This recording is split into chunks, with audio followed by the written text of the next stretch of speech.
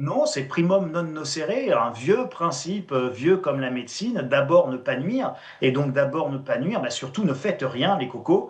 Ne faites rien, surtout ne faites rien, n'ayez pas de bonnes idées, n'ayez surtout pas un avis éclairé sur la situation. Personne n'est capable d'avoir un avis éclairé sur la situation. Il faut faire preuve de beaucoup d'humilité. Ce qui est certain, c'est quoi, David? C'est que si vous augmentez les taux ou si vous les baissez, hein, dans les deux cas, vous n'imprimerez pas de barils de pétrole, vous n'imprimerez pas de gaz sous forme de GNL dans d'immenses méthaniers qui vont traverser les mers, vu que au Qatar, l'usine de liquéfaction a été à peu près rasée par les missiles iraniens et qu'il va falloir au moins de 2 à 4 ans pour la réparer. Donc, vous pouvez toujours augmenter les taux, ça ne changera rien sur l'inflation énergétique.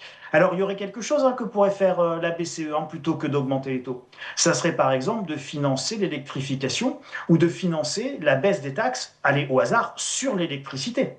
Et donc là, vous faites un choc énergétique inversé. D'accord, vous avez de l'inflation sur les hydrocarbures, on va dire globalement sur les énergies carbonées, mais vous pouvez compenser ce choc par une réduction du prix de l'électricité. On pourrait utiliser notre argent comme ça.